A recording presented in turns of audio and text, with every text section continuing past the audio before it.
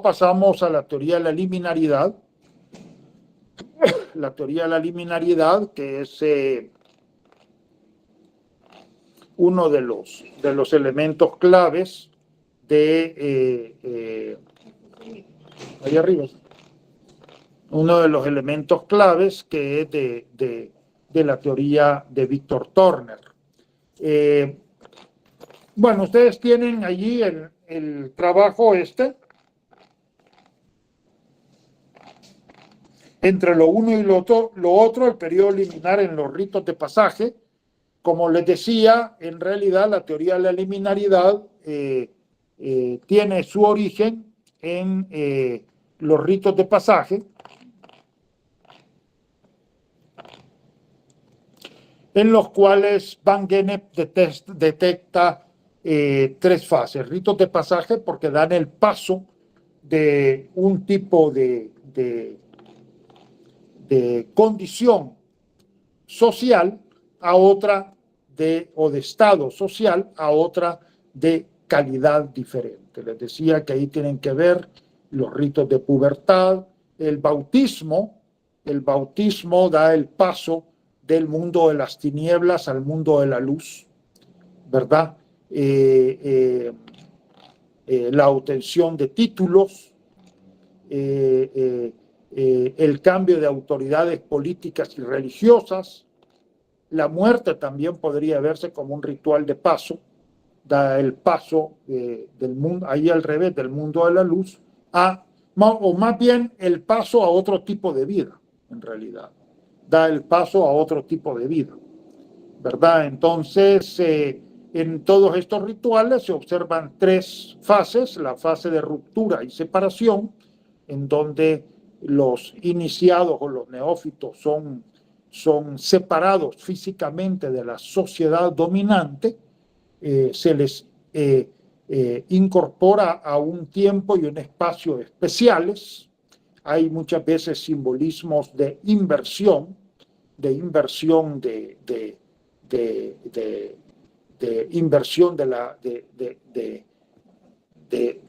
los valores y de las normas.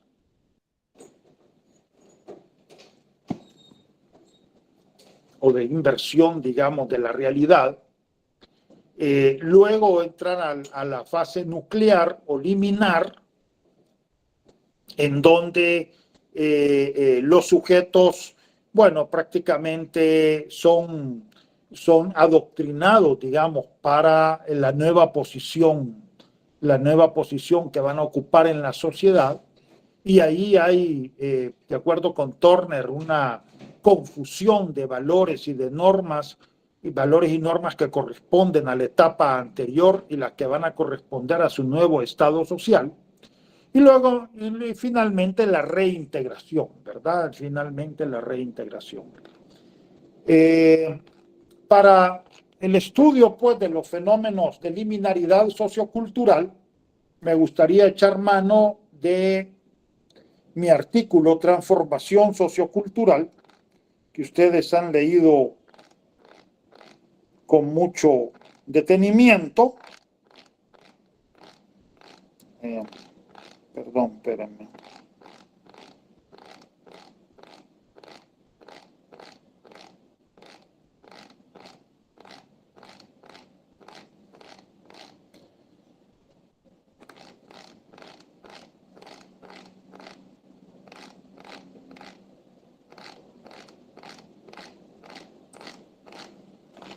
Si ustedes han leído con mucho detenimiento, no lo dudo en lo más mínimo. Bien. Y en este artículo, reflexiones metodológicas para el estudio de la transformación sociocultural. Claro, Laurita dice, obvio, son muy responsables, qué bien, estoy seguro. Es más, ustedes podrían darme esta clase a mí, más que yo estarla dando para ustedes, pero bueno, yo se la voy a dar.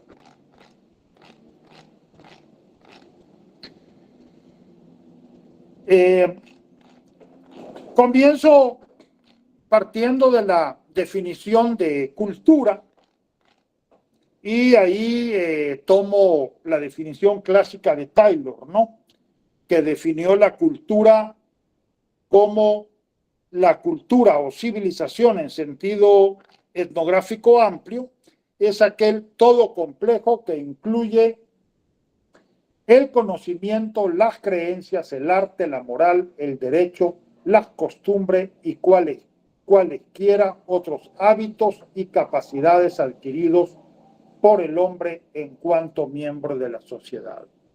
En realidad, este concepto de cultura es un concepto tremendamente amplio.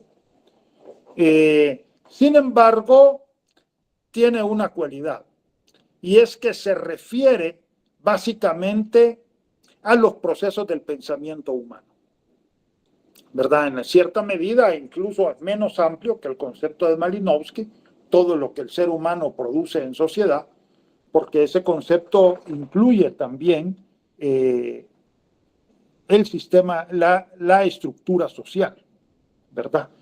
Este está más centrado en lo que podríamos pensar en eso, en los procesos del pensamiento humano.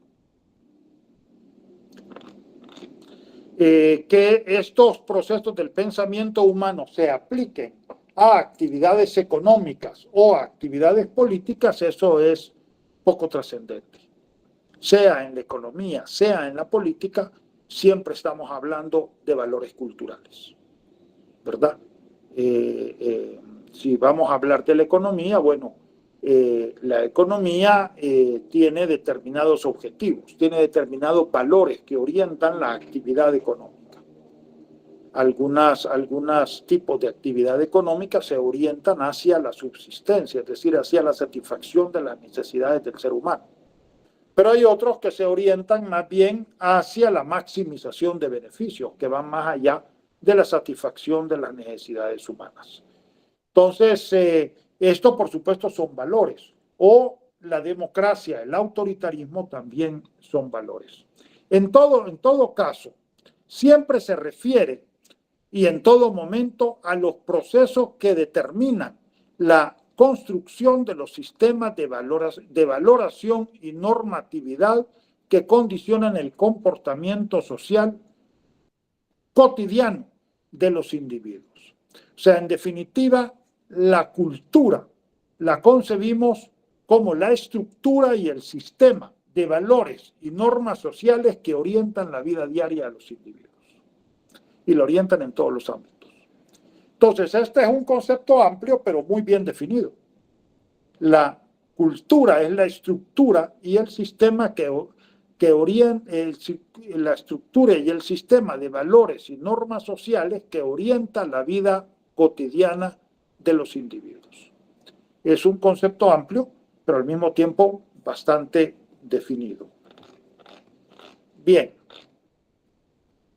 Y en ese sentido, podemos adscribirnos a una antropología del simbolismo, como ya nos lo mostró Claude Lévi-Strauss, quien definió la antropología como la ciencia que estudia la vida de los signos en el seno de la vida social.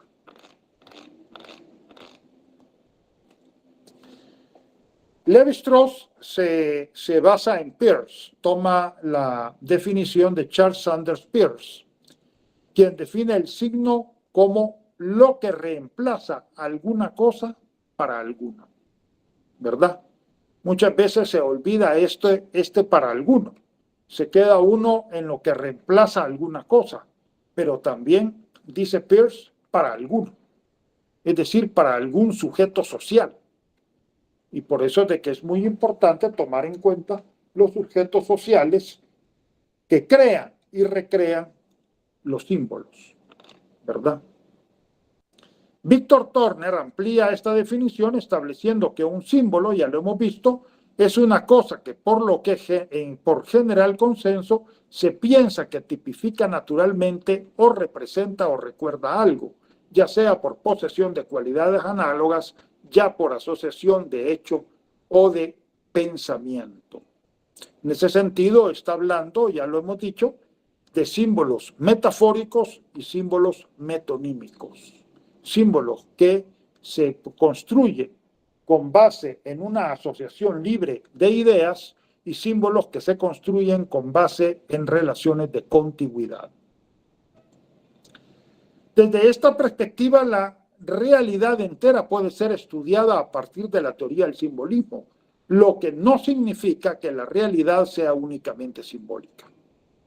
Esto es importante decirlo, porque en realidad todo podemos estudiarlo como estamos en una perspectiva de totalidad social, también lo económico está en todo, lo cual no quiere decir que todo sea explicable totalmente a partir de la economía. Entonces lo mismo, el símbolo está en todo, lo que no quiere decir que todo sea explicable totalmente a partir del símbolo, ¿verdad?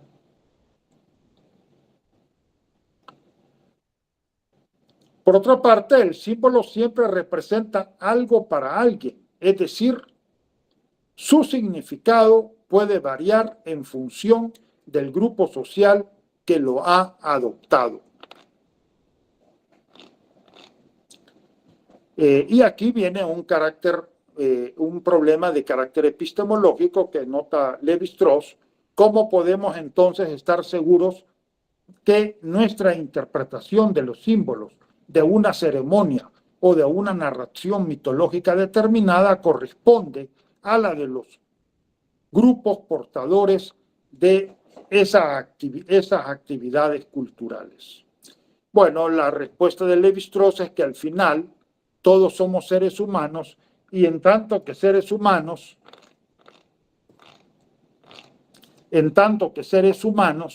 tenemos un inconsciente colectivo y ese inconsciente es en común a todos los seres humanos. Por tanto, efectivamente,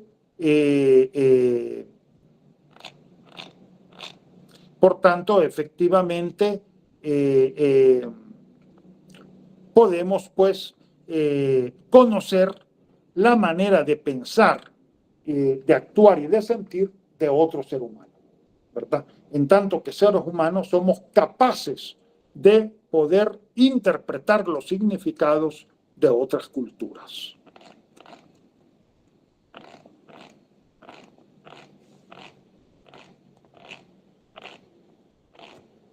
Bien.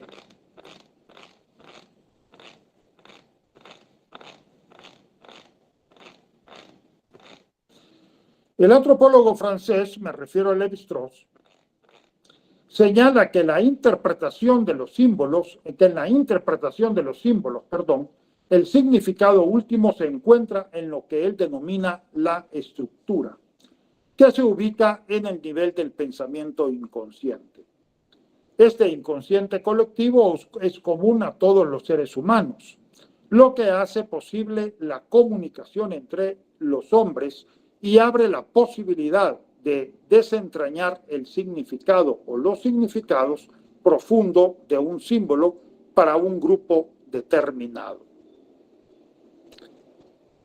Aunque Lévi-Strauss, ya lo he dicho, es ambivalente en cuanto a la definición del inconsciente, en el sentido de que no deja claro si éste se refiere únicamente a relaciones formales de asociación y oposición entre elementos, pero sin incorporar contenidos culturales concretos, o por el contrario, también incorpora esos contenidos, como de hecho lo hace en determinadas partes de su obra.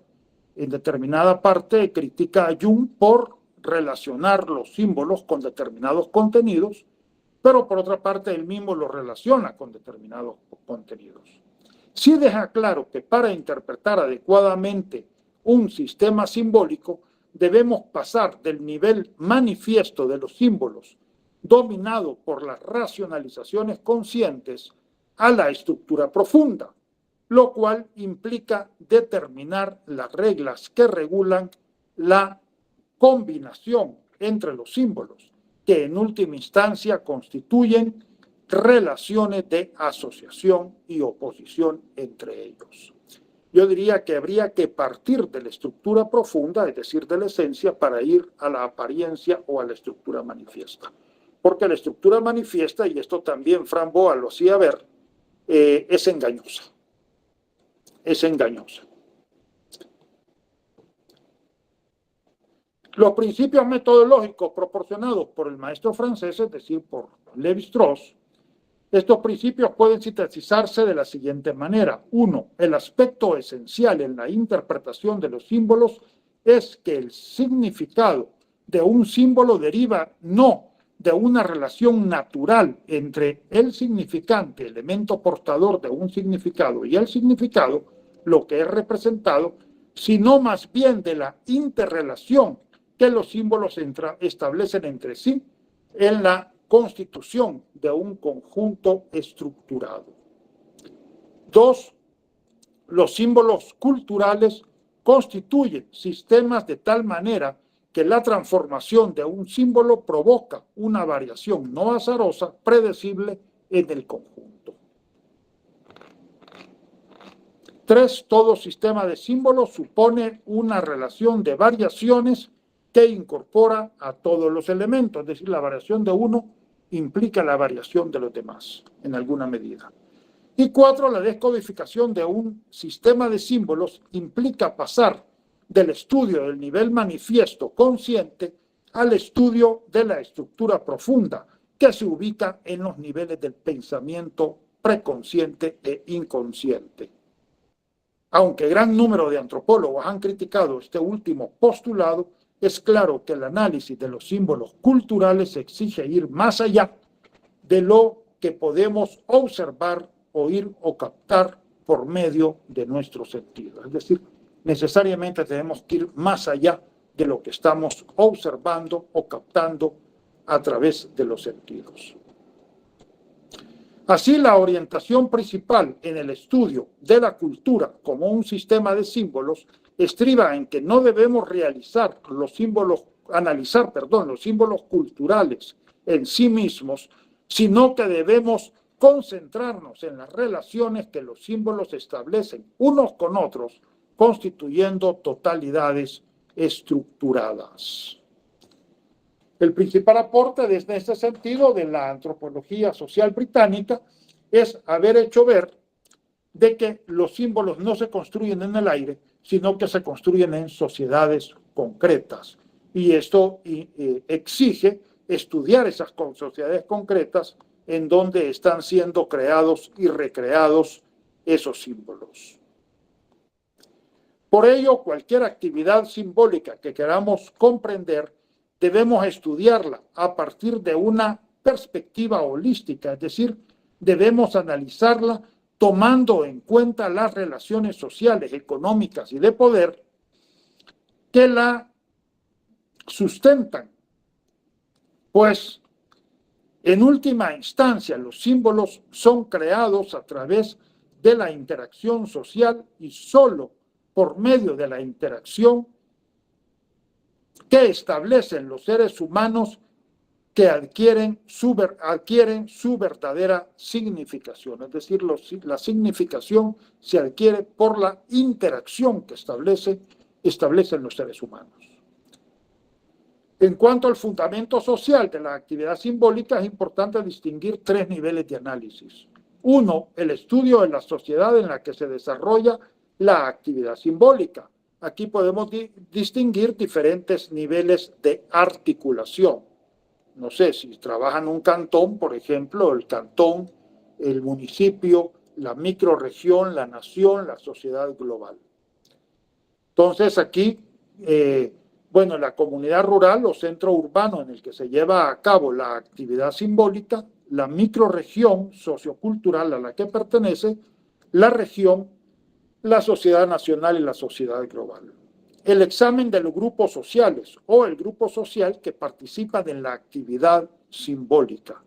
Y 3, el estudio de las relaciones de solidaridad y de poder e incluso económicas que se desarrollan al interior de la actividad simbólica que se pretende analizar. Es decir, a nivel de relaciones sociales y de poder, tenemos las que se dan en la sociedad en la cual se desarrolla la actividad simbólica, siguiendo con el ejemplo de Joya de Serén, digamos, en el cantón Joya de Serén, el cantón Joya de Serén sería el cantón Joya de Serén, el municipio, la microrregión, que podría ser la zona central de El Salvador,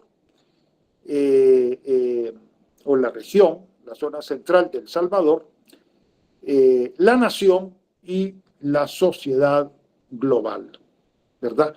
Pero entonces hay que ver esas las relaciones que se establecen, pero entre los sujetos sociales, pero también las relaciones que en un momento dado se establecen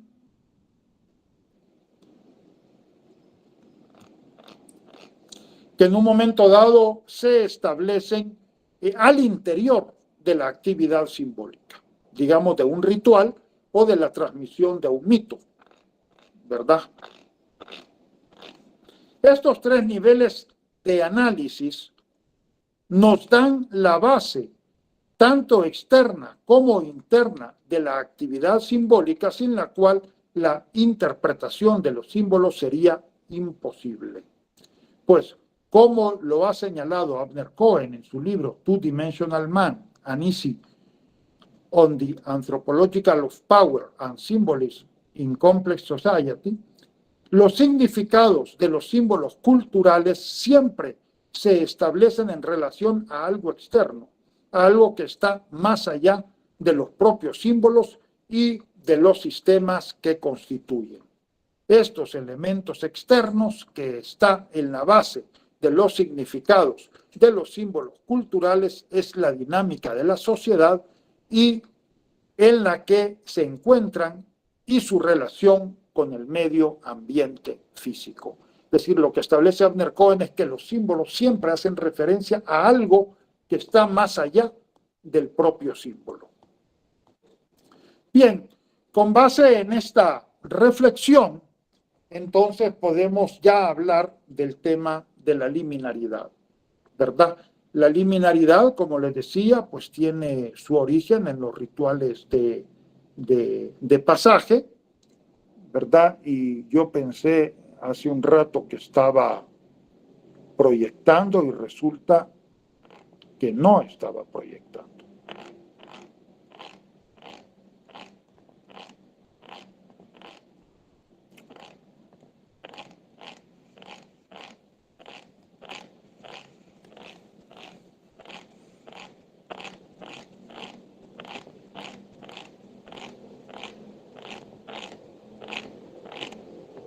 Hoy sí estoy proyectando. La liminaridad que se da con base en los rituales de pasaje, este sería el esquema, digamos, básico que establece Van Gennep, pero Van Gennep trabaja esto en sociedades tribales y agrarias, en sociedades tribales y agrarias, sociedades, digamos, relativamente estables. Víctor Turner se da cuenta de que en los estudios de Van Gennep detecta una fuente fundamental de creación cultural, que es precisamente la fase nuclear o liminar. En la fase nuclear o liminar realmente se produce pues cultura, se produce un espacio propicio para la creación cultural, ¿verdad? Lo que pasa es de que en las sociedades tribales y agrarias, muchas veces esta creación cultural está al servicio de la reafirmación de la cultura dominante, está al servicio del reforzamiento de los valores y normas sociales dominantes y no al servicio de la transformación. Es decir, esta creación cultural no adquiere una característica subversiva en el sentido de que no subvierte el orden social establecido, sino que más bien lo refuerza. Sin embargo, Víctor Turner se da cuenta que sobre todo en las sociedades impactadas por la revolución industrial, también se dan espacios liminares, pero estos espacios están orientados hacia la transformación sociocultural. Y entonces él acuña el término de liminoide. Liminoide es algo que es similar a, pero no es igual a. Es similar a lo liminar, pero no es igual a lo liminar. La terminación oide eso quiere decir. Es similar a, pero no es igual a. Entonces, Turner lo que hace ver es que estos fenómenos de carácter este fenómeno de la liminariedad sociocultural, digámoslo en términos amplios, este fenómeno de la liminariedad sociocultural también se da en las sociedades contemporáneas, urbanas e impactadas por la revolución industrial. Pero para ello acuña el término liminoide, y acuña el término liminoide porque hace ver dos cosas. Vamos a ver.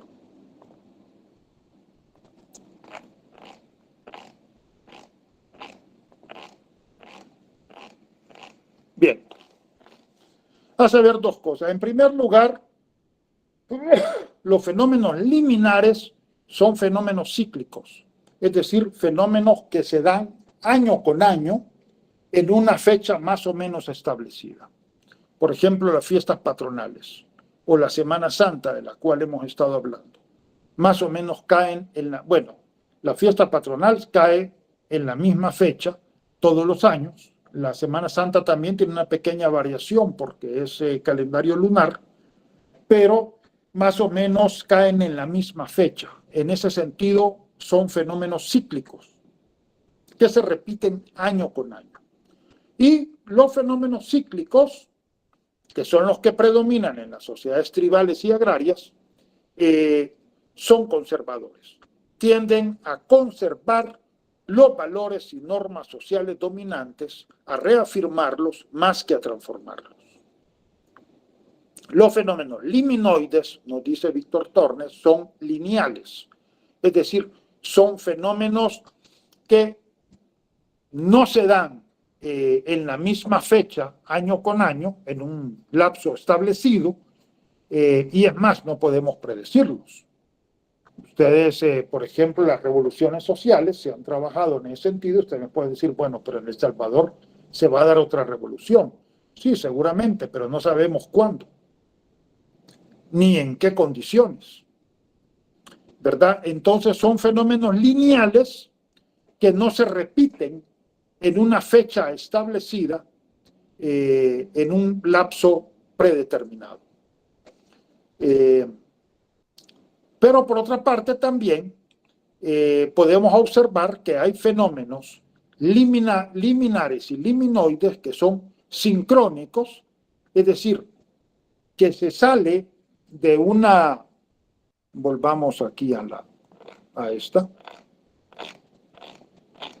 que se sale de la sociedad regular y se retorna a una sociedad regular más o menos similar, ¿verdad? Se retorna a una sociedad regular más o menos similar.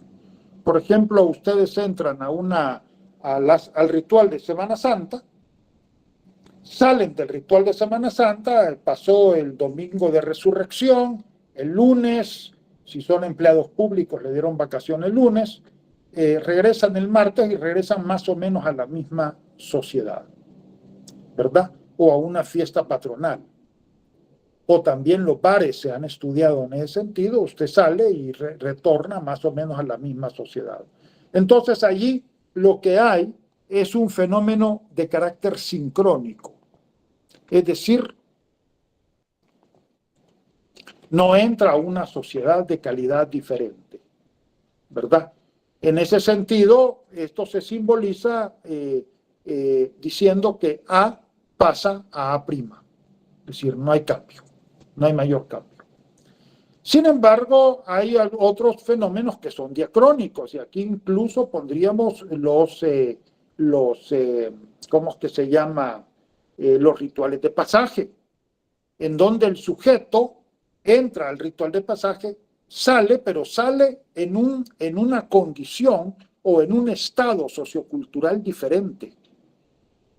Entonces ahí hay un paso de A a B, es decir, de un estado o condición sociocultural a otro de calidad diferente.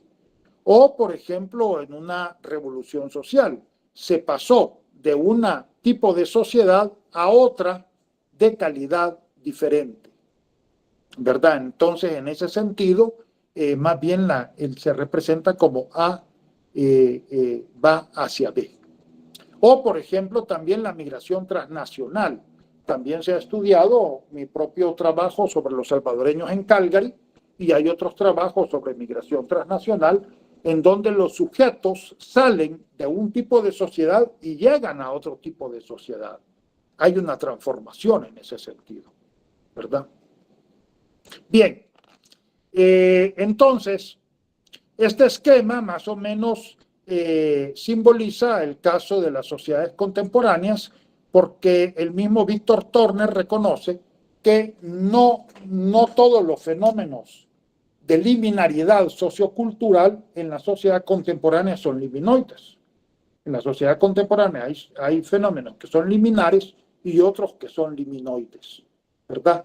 Las fiestas patronales, por ejemplo, o la Semana Santa son fenómenos liminares. Se crea un espacio liminar, pero como repito, se sale de un tipo de sociedad y se regresa a otra, a la misma, perdón, a otra similar. Y además es cíclica. Se lleva a cabo en un lapso más o menos establecido, ¿verdad? En un lapso establecido. Entonces, cuando el fenómeno simbólico, la liminaridad, es cíclica y es sincrónica, tiende a ser conservadora.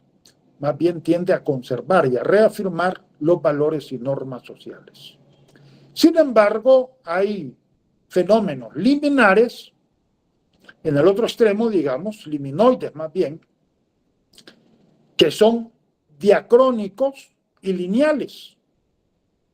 Diacrónicos porque pasan de un tipo de sociedad a otro de calidad diferente, como las revoluciones sociales, por ejemplo, o las migraciones transnacionales.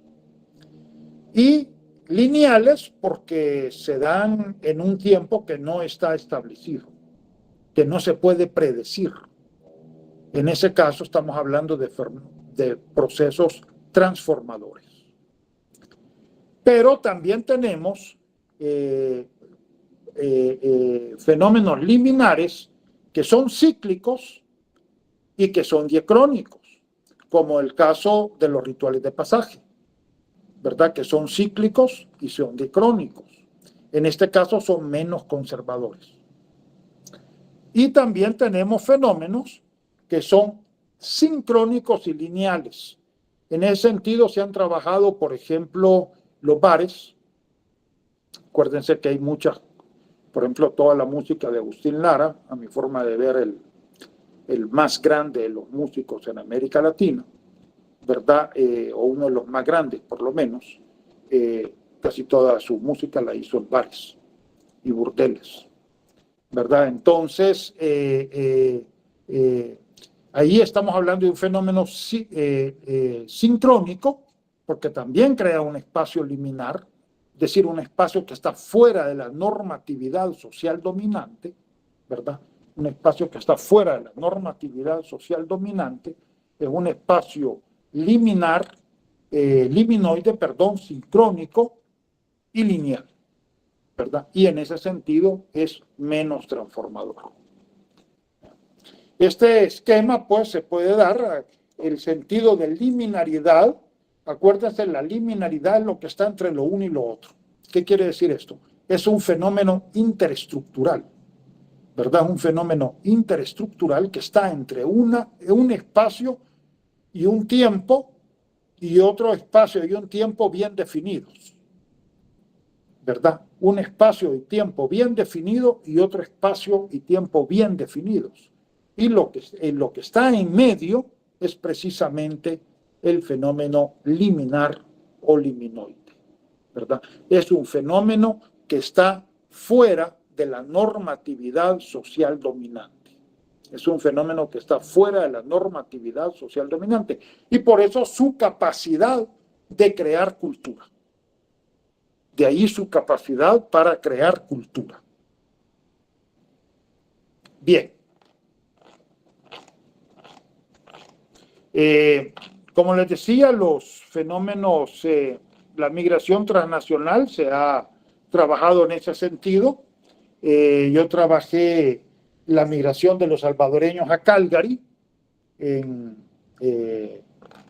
1990, bueno, mi trabajo es de 1991, en realidad, y ahí se establecieron, desde el punto de vista simbólico, haciendo una interpretación simbólica de la migración transnacional. Por supuesto, se pueden hacer interpretaciones económicas o políticas. Yo hice una interpretación simbólica, y en ese sentido, los símbolos dominantes fueron estos: El Salvador, tierra de opresión, tierra de violencia y de carencia; Canadá, tierra santa, tierra de paz, leche y miel, ¿verdad? Es decir, los salvadoreños iban huyendo del conflicto armado, ¿verdad? De la violencia, y además siguen huyendo de la violencia porque la migración en realidad tiene ese sentido, la búsqueda de la paz; y leche y miel, es decir, de los elementos económicos necesarios para poder llevar una vida digna. Y en esa perspectiva se estableció precisamente esta secuencia en donde El Salvador, tierra de opresión, sistema nativo de normas y valores sociales; México, como una continuidad cultural, continuidad también en la estructura de la opresión. Los salvadoreños pasan muchos malos momentos en la migración, en el paso por México. El sur de los Estados Unidos, como ya un primer espacio liminoide, inicia la liberación. Espacio liminoide inicia el cambio cultural. Acuérdense que aquí estamos hablando desde la perspectiva de los sujetos sociales, no es lo que nosotros pensamos, es lo que piensan los sujetos sociales. Vuelvo a repetir, para Clifford Geertz, el antropólogo es el que da cuenta de la manera como los otros responden a las grandes preguntas de la humanidad. El antropólogo no es el que responde a las grandes preguntas de la humanidad, es el que da cuenta de cómo otros responden a las grandes preguntas de la humanidad. Bien, llegan a Canadá, Tierra Santa, espacio liminoide, liberación; espacio liminoide, cambio cultural. Pero también en Canadá se da ya la inserción a la sociedad cotidiana, en donde se da un proceso de discriminación hacia los salvadoreños, ¿verdad? Son ubicados en los estratos más bajos de la estructura socioeconómica de Canadá, y esto nos da una integración a la cultura canadiense. También en el caso de Canadá, no lo puse aquí, pero los salvadoreños tienen que transformar sus valores y normas sociales, tienen que transformar pues sus valores y normas sociales, y por tanto su vida social, ¿verdad? Cuando se les preguntaba qué es lo que querían conservar del ser salvadoreño en Canadá, casi siempre decían la unidad de la familia. Bien.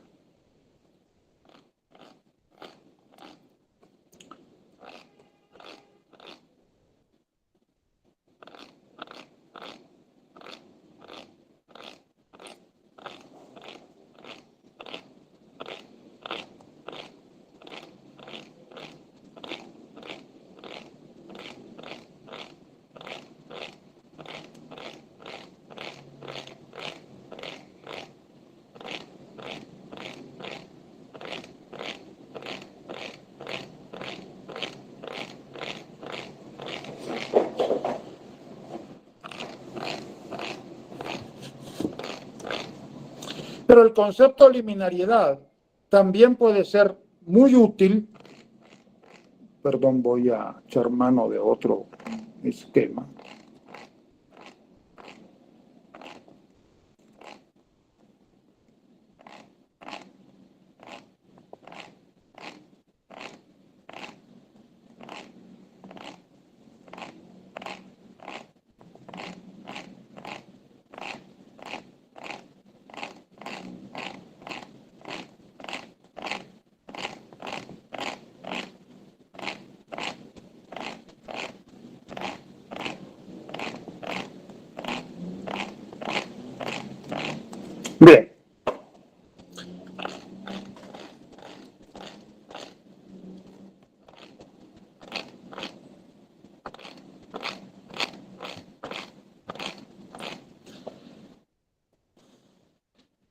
Pero el concepto de liminalidad también puede ser muy útil para comprender los fenómenos socioculturales que se están desarrollando como resultado del periodo revolucionario que ha vivido nuestro país. La revolución salvadoreña puede ser caracterizada como un periodo liminoide que conlleva un cambio sociocultural profundo de la sociedad en su conjunto. El desarrollo de los movimientos revolucionarios abre un periodo de reflexión de la sociedad con respecto a sí misma.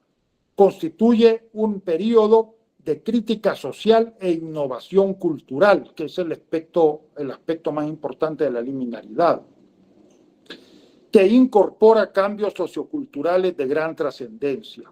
Este periodo de revolución social puede ser examinado bajo el concepto de drama social que ha desarrollado Víctor Turner a partir del teatro dramático shakespeariano.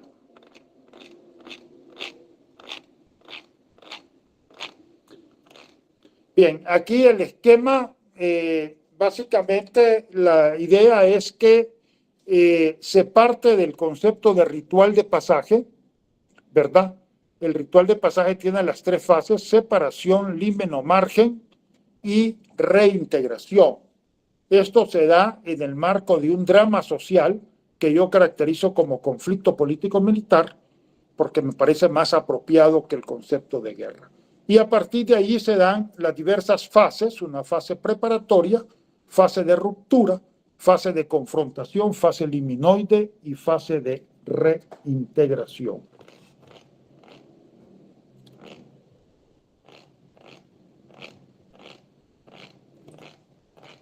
Bien, desde esta perspectiva el concepto de drama social es sumamente útil para comprender la dinámica de las culturas en periodo de revolución social. Básicamente, un drama social está constituido por las tres fases que caracterizan a los rituales de pasaje. Aquí están arriba. Separación, limen o margen y reintegración, ya que los dramas sociales y por tanto las revoluciones sociales como un tipo específico de drama social pueden concebirse como rituales de pasaje, como procesos que dan el paso de un estado sociocultural determinado a otro de calidad diferente, o en el caso de las revoluciones sociales, de un tipo de sociedad y cultura a otro de calidad diferente. Pero estas tres fases tienen sus subfases. En el caso del drama social de la revolución salvadoreña puede caracterizarse de la siguiente manera: fase de separación, que tiene tres subfases. El cursor no lo ve. La fase preparatoria, fase de ruptura y fase de confrontación. Limen o margen, la fase liminoide, que se da a partir de los acuerdos de paz, y la fase de reintegración a la sociedad nacional dominante. Bien.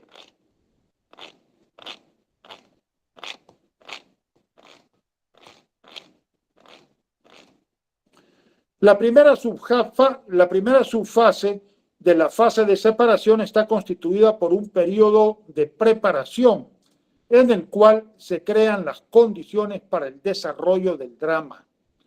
En el caso de la Revolución salvadoreña, esta fase inicia a finales de la década de 1960 y se desenvuelve a lo largo de la década de 1970, cuando se desarrolla un movimiento de masas de grandes dimensiones, con organizaciones como el Bloque Popular Revolucionario, las Ligas Populares 28 de Febrero, el Frente de Acción Popular Unificada y otras. Como fecha crítica puede establecerse el año de 1970, cuando surgen las organizaciones político-militares, las cuales, junto a las organizaciones revolucionarias de masas, protagonizan un movimiento social que transforma la sociedad salvadoreña. En términos generales, puede establecerse que en la década de 1970 se configuran tres grandes movimientos: el movimiento campesino, el movimiento magisterial y el movimiento estudiantil. Estos movimientos llevaron a cabo acciones políticas tanto acciones políticas como tomas de tierras, tomas de fábricas, manifestaciones con amplia participación popular, etcétera, que al mismo tiempo que reivindicaban las necesidades más sentidas de la población salvadoreña, desestabilizaban el sistema social dominante. Es importante resaltar la influencia religiosa católica en este proceso, pues sobre todo en el caso del movimiento campesino, pero también en el movimiento magisteriano y estudiantil, la teología de la liberación y la opción preferencial por los pobres tuvieron una fuerte incidencia en la construcción de la conciencia revolucionaria. Es por ello que es inexacto caracterizar a estos movimientos como marxistas-leninistas, como recientemente lo ha hecho Ralph Sprenkels, 2014-27, ya que si bien recibieron influencia de estas corrientes de pensamiento político, también obtuvieron influencia del marxismo oriental de China, Vietnam y Corea del Norte.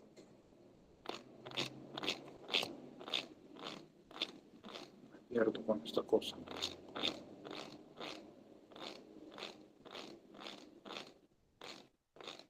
Por ejemplo, la línea de masas y la guerra popular prolongada, que eso no lo van a encontrar en Lenin. Así como de la teología de la liberación y la opción preferencial por los pobres de la religión católica.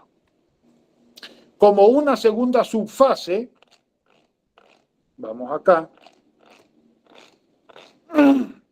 se puede establecer la ruptura entre los sujetos principales del drama.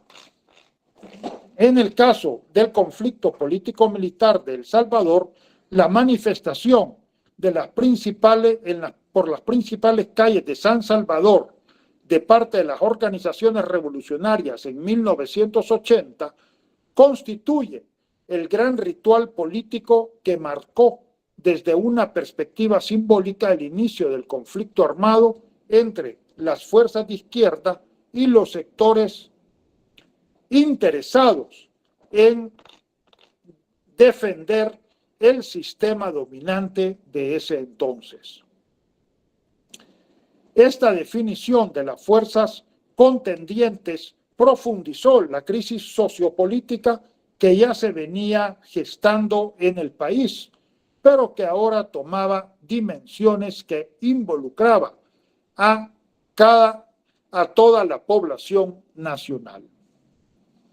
Sostengo que en El Salvador es más preciso hablar de conflicto político-militar que de guerra, ya que el conflicto armado no se llevó a cabo entre dos ejércitos regulares reconocidos por el sistema político formal, los cuales se supone que deben de controlar un territorio determinado, sino entre un ejército regular reconocido por el sistema político formal y una guerrilla que constituía una fuerza armada irregular, informal, que funcionaba bajo una lógica de desgaste. Además, el concepto de conflicto político-militar da cuenta de todo el proceso desde su fase preparatoria, década de 1970, hasta la reintegración a la sociedad nacional, haciendo énfasis en el carácter político del conflicto, mientras que el concepto de guerra subraya la confrontación militar, poniendo en un segundo plano la contienda política. El desarrollo del conflicto armado creó un espacio y un tiempo liminoides en la sociedad salvadoreña. Las organizaciones revolucionarias no solo crearon sus propias fuerzas armadas, milicias populares, guerrilla y fuerzas especiales, y organismos políticos, sino que también construyeron sus propias sociedades que respondieron a las necesidades de ese tiempo y ese espacio especiales, es decir, a las condiciones de la liminalidad. Estas sociedades establecieron sus propios sistemas de jerarquía política, basados en la estructura de poder emanadas de las organizaciones revolucionarias, las cuales mantuvieron un carácter verticalista, pero que al mismo tiempo tomaban en cuenta las decisiones de la base. Así, muchas decisiones en estas sociedades descansaban en una relación de fuerzas dirigencia-base. Asimismo, las estructuras sociales que construyeron siguieron los principios de las comunitas, en el sentido de que establecieron relaciones sociales que rompían la dinámica habitual entre los miembros que ocupaban posiciones sociales diferentes. Un análisis profundo de este tipo de estructura social mostraría que estas relaciones sociales no eran únicamente el producto de una posición ideológica de carácter revolucionario, sino que estaban fuertemente relacionadas con la cultura popular y la vida social del pueblo salvadoreño, como lo ha demostrado Molitov. Así, la dialéctica cambio-continuidad sociocultural estaba presente en esta etapa. Sin embargo, este periodo de conflicto bélico representa una continuación del ritual político de separación, pues en estos años las fuerzas rebeldes establecieron cierta distancia física de la sociedad dominante y el simbolismo que floreció fue básicamente un simbolismo de negación, que es lo que ponemos acá. Es decir, un simbolismo que condenaba casi por completo a la sociedad dominante, oponiéndole un modelo de sociedad que invertía los roles sociales. Desarrollaron un simbolismo que acentuaba la ruptura política. La sociedad estaba dividida y las actividades simbólicas no eran ajenas a esta división social. Con esto no quiero decir que a lo largo de los 12 años de conflicto armado no hayan crecido expresiones simbólicas que se mantuvieron relativamente ajenas al conflicto político, como las artesanías de la palma, diversos tipos de expresión musical, apariciones de la Virgen y otras expresiones religiosas. Sin embargo, el conflicto bélico había invadido la sociedad y las expresiones simbólicas reprodujeron y desarrollaron este conflicto. Pero la fase propiamente liminoide se lleva a cabo en la segunda etapa del drama social salvadoreña, la etapa correctiva. Es acá. Bueno, Turner le llama etapa correctiva.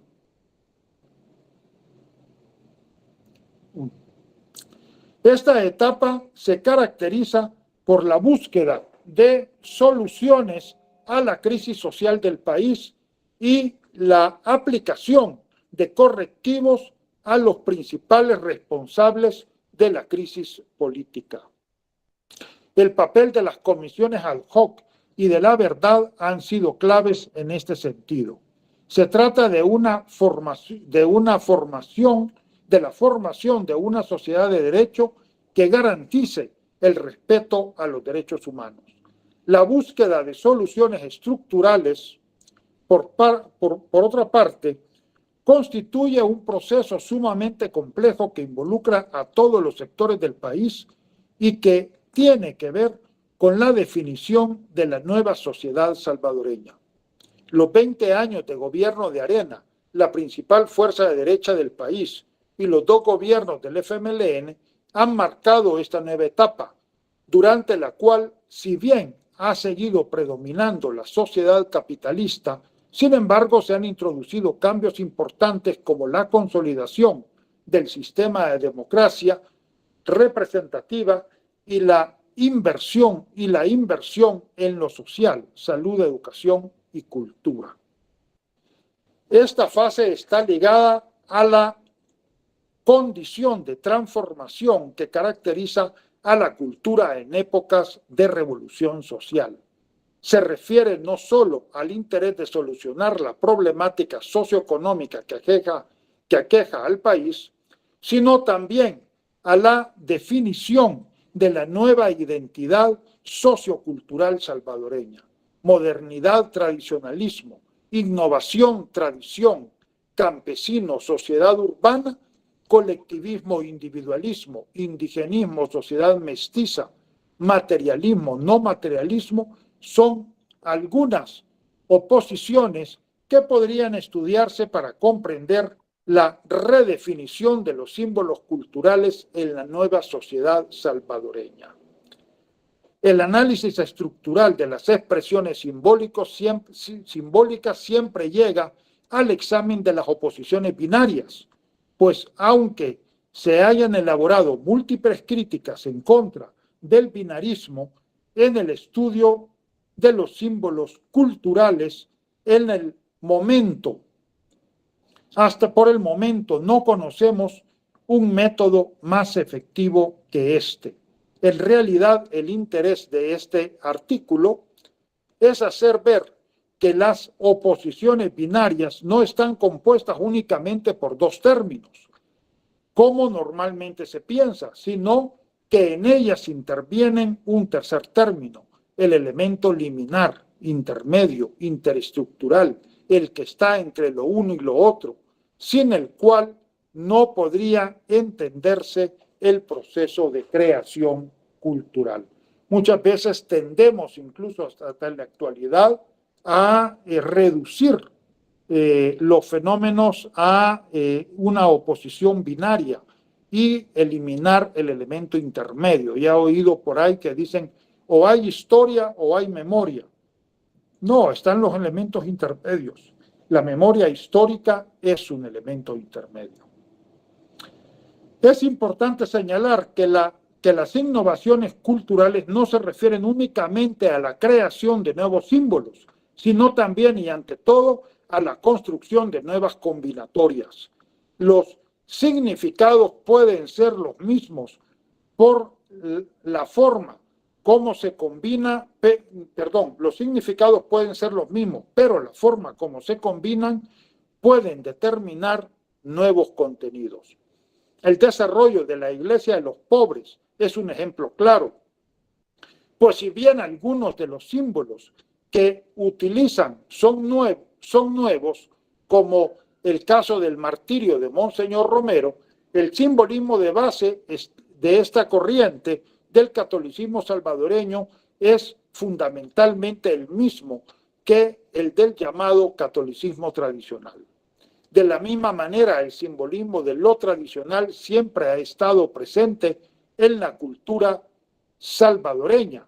Sin embargo, en esta nueva etapa, la combinación de lo tradicional, música folclórica, cultura del maíz, etcétera, con lo moderno, está proporcionando el nuevo perfil del ser salvadoreño. Lo importante es saber destacar los elementos que representan continuidad con el pasado y los que son novedosos en las creaciones simbólicas, pues la identidad salvadoreña está fundada en la dialéctica continuidad, discontinuidad sociocultural. Por último, la fase de reintegración de la sociedad nacional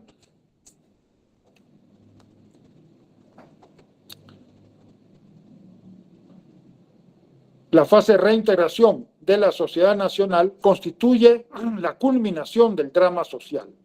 En este periodo se podrá observar la nueva sociedad y la nueva identidad cultural surgidas a partir del conflicto político, que por supuesto siempre estarán en constante transformación. ¿Cuáles son las principales transformaciones que ha experimentado la sociedad salvadoreña?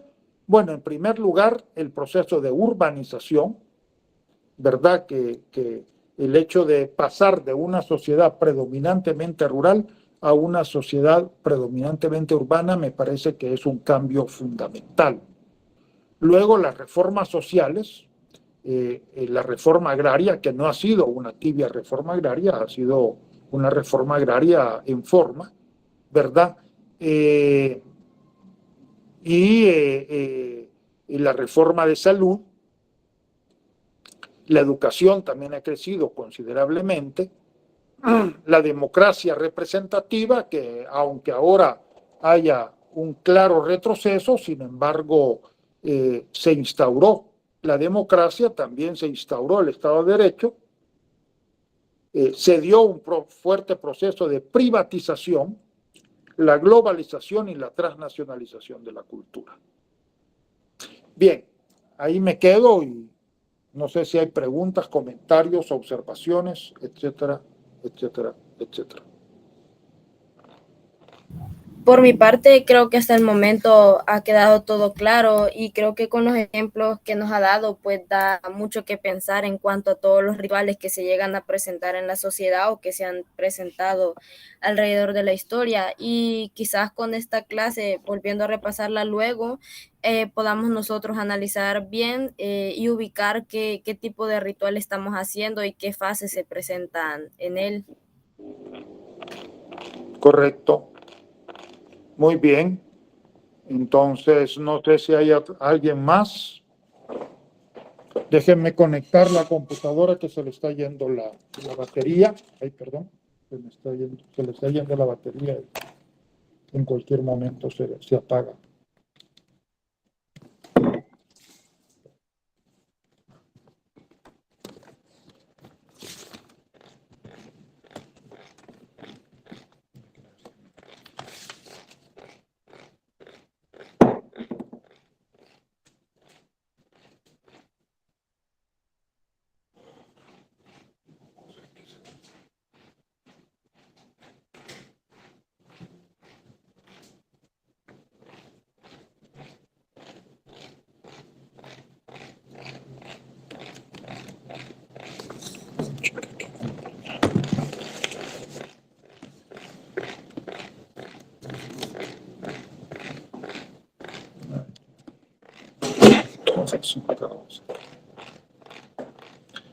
Bien, no sé si no hay otra participación, entonces aquí terminamos. Muchas gracias y los dejo con la profesora.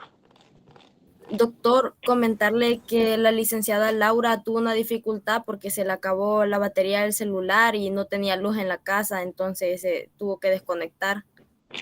Bueno, ni modo, entonces.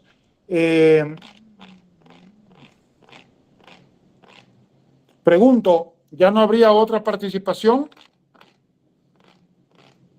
En este caso, aquí terminamos. Bien, gracias por escucharme, por estar atentos. Y ya saben, cualquier pregunta, cualquier comentario, en cualquier momento se las contesto, ¿eh? O sea, no tengan ningún reparo en ese sentido, que puedo dialogar con ustedes el día y la hora que ustedes quieran. Perfecto. Muchas gracias, doctor, por la clase y por la disposición. Gracias a ustedes. Cuídense. Gracias, doctor. Solamente si le puede compartir luego la grabación a la licenciada Laura para que nos las pase a nosotros. Sí, correcto, correcto. Bueno, así la voy a hacer. Gracias, doctor. Feliz noche. Gracias, cuídense. Feliz noche, doctor. Feliz noche, doctor. Dios.